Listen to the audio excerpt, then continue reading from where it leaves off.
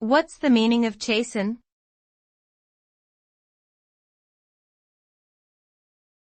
Chasten.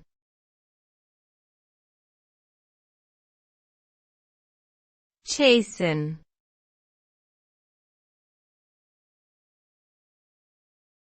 Chasten.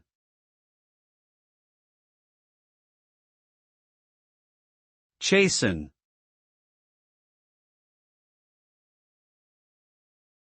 The word chasten means to discipline or punish in order to correct behavior.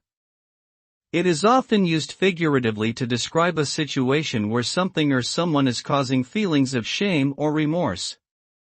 The result of being chastened is a humbling and sobering experience, which can lead to personal growth and improvement. It can also serve as a warning to others to avoid making the same mistakes. Ultimately, the goal of chastening is to bring about positive change and promote a greater sense of responsibility and accountability.